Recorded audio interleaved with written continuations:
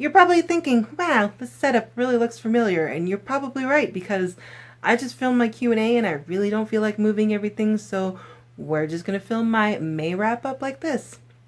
Hey everybody, welcome back. Although it doesn't feel like you guys have left because of what I have set up. I just filmed my 2-year Q&A and I didn't feel like moving all this furniture, well, not all this furniture, moving my chair and raising my tripod, so you know, it's not going to be a very long video either because I read only 3 books this month. So, sit back, relax. We're just going to fly right through my May wrap up and all the books I read in May. So like I said, I only read 3 books and I was part of the book buddy-a-thon with Felicia, who was my book buddy from the Little Prairie Library. Honestly, I don't think I did very well. It was really hard because I was working a lot more than I anticipated working than when I first said yes to doing the buddy-a-thon. So we didn't, I mean, we tried to talk about our book or our buddy read, but we didn't really get a lot in about a buddy read. And I only read 2 books for the buddy-a-thon, so I didn't get like the 5 books in or any of the other books in that I really wanted to do. So yeah, that was that. But the one book I did, or the first book I did read for the buddy-a-thon was The Girl of Ink and Stars by Karen Mildred Hargrave. This is a middle grade young adult fantasy book, and it was actually really good. I really enjoyed it. I think I would have liked a bit more background story for some more of the events that happened. It was just like an overall adventure story, but it lacked a bit of depth for me in just some of the aspects of the story. But other than that, it was a fantastic read. It was pretty clean. There wasn't anything in there that bothered me. There's some violence in it, but again, didn't really bother me, but violence normally doesn't overly bother me. It follows Isabella, who's the daughter of a cartographer, and she's always wanted to chart or like map out her island, but since the governors come, they're kind of secluded and trapped on one area of the island, and then just a lot of things start to happen after a murder is discovered, and then it kind of kicks off on this crazy adventure to kind of save the island. And yeah, I really enjoyed it. It had some fantastic characters in it, had a fantastic story, had a very gripping story. It got to like halfway point where I just couldn't put it down. I had to finish it. I had to find out what happened. But overall, I would have liked a bit more depth to the story and depth and background on some things that happened in the past that you didn't get in here at all. Overall, I think I gave it a 4-star rating, because like I said, I wanted a bit more depth to it, but for a middle grade, it was excellent. And I really liked it. Plus, this book is just simply gorgeous. Like maps, and there's like artwork, and you can't really see, but yeah, really pretty book. The next book I read was a highly anticipated release for me, and it came out May 9th, so around, like during the book buddy-a-thon, and that was Umberland by Wendy Spinelli. This is the second book to Everland. This has a bit more of an Alice in Wonderland theme to it, although I would not call it a direct Alice in Wonderland retelling, but it takes a lot of themes and elements from Alice in Wonderland and puts it into that Peter Pan story that we kind of continue on from. And I really liked this. Like, I probably would have read it in one sitting if I didn't have to work the next morning. And normally I'm actually not a huge fan of the original Alice in Wonderland, but for some reason I love Alice in Wonderland retellings because I like when the elements are taken and put into a story. This one was fantastic. So we're following Lady Alyssa now, and she is trying to find the cure for the disease that they were infected in Everland.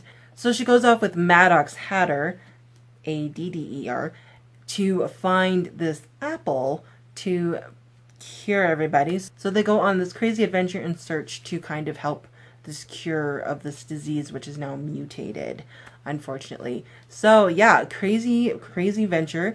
This one is a little bit darker than the first one, a little bit more violent, and also there's some creepy transformations that happen because of the mutated disease. So there are some creepier and darker aspects to it, as well as some more violence to it. But like I said, overall, otherwise, it was still pretty clean. It's still pretty fun read. Really enjoyed it. I think I gave it a 5-star rating. I don't have my rating here in front of me, but I gave it a 5-star rating. I just was so into this book, and I'm so excited. So there is a 3rd book coming out because I left it on a huge cliffhanger, and I'm sitting here trying to figure out what retelling it's going to be next. And there's actually so many things it could be that I'm kind of excited to see what it would be. The last book I read is probably what ruined the rest of my reading for this month, and that was my reread of Winter by Marissa Meyer. So I reread this, and after reading it for the second time, like, I still love this book. I gave it a 5-star rating. The things that bothered me the first time didn't bother me the second time. I enjoyed the characters again, but I think what bothered me about this book is how big it is. Like, it doesn't look much bigger than like a 600 or 500 pager, but the pages are super thin. It's actually 800 pages. And I really think that this would have benefited with actually being a two-parter or different books. Because each book is told from that character's introduction or perspective. So you have Cinder, Scarlet then takes the next book, Crescent takes the next book, and Winter takes this book. But Winter's perspective solely kind of ends halfway into this book, and then it goes back mainly into Cinder's, and then it splits off into everybody's perspectives. And I think once you got to that split of everyone else's perspective, you should have broken it up into a different book, because this just took forever to finish. And then by the time you reach like the 500 page, you just want it to be over with. And I think that's the only downfall of this book. And that honestly just kind of ruined the rest of my reading, because I finished it. I was excited. I still love the world. I still love the characters. But I was exhausted by the end of this and just didn't want to pick anything else up. Initially, I had rated it a 4-star rating. I bumped it up to a 5-star rating. Like I said, rereads are good. Rereads are good because then you can catch things you missed the first time. You can change opinions on things you had the first time. And it's just, yeah, good fun again. But too long. Way too long. So those are all the books I read in May. Like, that was it. And like I said, Winter kind of destroyed that just because of how exhausting it was to reread that and how long it took. Right now, like, as a bit of a May TBR right now, what I'm currently reading is the Harry Potter series, The Deathly Hallows, the last book. I put it on my Goodreads to actually get myself reading this, and so and I'm now pulled in. I'm now drawn in, so I'm dedicated, I'm committed to finishing this book. And I'm already, like, I'm page 78, and I'm angry of what is happening to people already. So this might be an upsetting book for me. Just so sad already, and we just started. The next book that I'm for sure going to be getting into in June is The Noble Servant by Melanie Dickerson. This is a bit of a sneak peek into my next book haul, but I ordered myself a copy of The Noble Servant, and yeah, so this is going to be my June read because it is our Coffee&Chapters and Christian YA book club pick of the month. So we don't have a live show date for this one yet, but our live show for The Sacred Scarred is June 12th, I think. I will leave all that information linked down below, as well as our Goodreads group. So for sure I am reading The Deathly Hallows, and for sure I am reading The Noble Servant.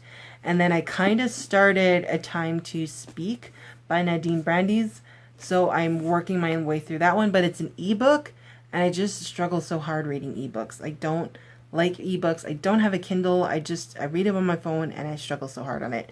So we'll see if I get through that. So that is it for my May wrap up and my bit of a June TBR. So what books are you guys planning on reading in June? What books did you read in May? What was your favorite book in May? I love hearing about what you guys loved to read in May. Leave me some recommendations down below. It's kind of like inadvertently recommending books to people. So yeah, I love chatting about that in the comments. And also, are you guys joining us for The Noble Servant read along in our Goodreads group? I've heard mixed reviews about it. Some people say it wasn't their favorite Melanie Dickerson. Some people said it was their favorite Melanie Dickerson. So it could be an interesting read. So we'll see what we think. So as always, guys, thank you so much for watching. I'll see you next time. Bye.